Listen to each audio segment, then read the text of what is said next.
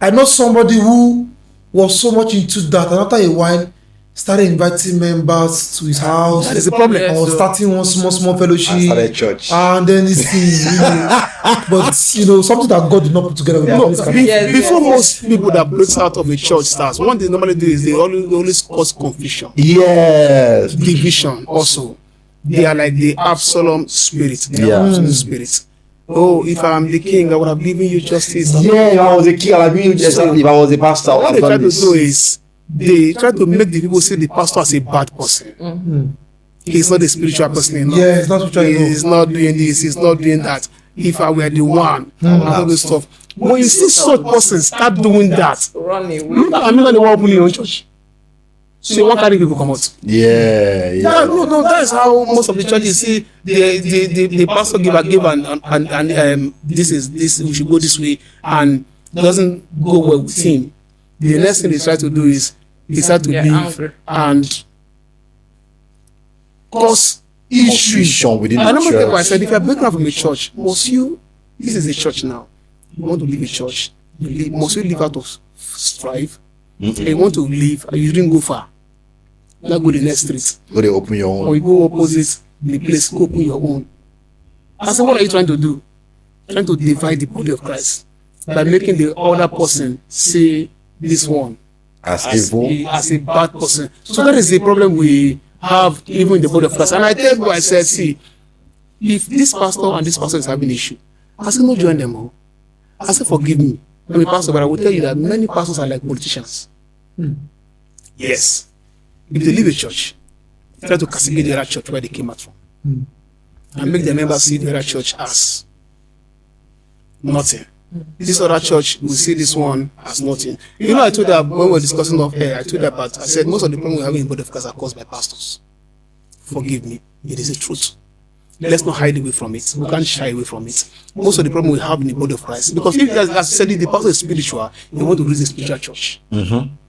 They want those around him to be spiritual. So you don't have to castigate this other church in order to, so that they will not see your own as. So once you see somebody say, this church, forget that you drank from that same church. So for the fact that, okay, some time ago, my pastor did something. No, it's not as if he did anything bad. I was the head of the prayer group, and he came one day. It's like he was angry. Something was already making him, that he was already angry. So everybody has his own temperament. So when he came that day, so I was after our prayer, I was telling them about the program we had to do next and stuff. And he said, wait. He said something. And everybody looked at him. He said, DVG, he said, the people you're not leading well. So I was shocked. My heart was broken. I was like, he said, the last time did you do VG?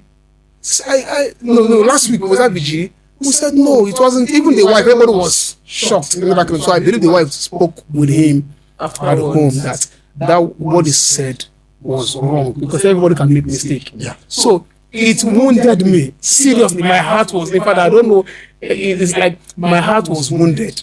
And on Sunday, I still went to church, the usual time, before every other person came to church. I went to church to clean up the church and all this stuff. I started praying before the other people started coming to join me for the prayer meetings and all this stuff. I did everything normal, but I made up my mind I'm going to resign. That is me. I believe in living peacefully without issue. So that Sunday, after the service, I went to meet him. I said, sir, thank you, sir. I appreciated him. Thank you for what you allowed God to use you. How we have affected our lives positively and all this stuff. Thank you for having made me the head of this. I appreciate. But sir, please, I want to resign. I don't want to be among the workforce. He was shocked.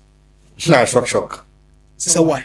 I said, I can't be in a place where I'm not letting the people well. So it's better I leave. And I said, oh, sorry. That kind of a thing. He was already troubled before he came. So I said, well, and before I left the church, they did send forth. When God asked me to move, I went to him and said, sir, look at what the Lord is saying. And he said, okay, give me time to pray about it. I prayed and he got the confirmation. When I got the confirmation, I said, okay, fine. When do you want it? So we'll discuss and all this stuff. And I served during those periods. And within those period, I was very careful. You know, sometimes some pastors go feel make you, they go, you know that kind of thing. They can cause issue and say out of the church. Out of the church. So I was very careful. This time around, like when Oga won't settle boss, and when boss won't settle boy, the boy have to behave himself within that period. Yeah, so that I have to behave myself very well and all this stuff. And after the service that day, they prayed for me, they anointed me. Some of them were crying, like suddenly you are leaving, that kind of thing. And that is like I moved on. And we still communicate. Even when I moved on, I still go to them once in a while to still join them in the place of prayer. So when I see divisions among the body of Christ, it is the same thing. Anybody that has that mindset in the choir, if he becomes a pastor, he will do the same thing. It's true. It's true. Champion, a champion, a champion. I'm a champion, a champion, a champion.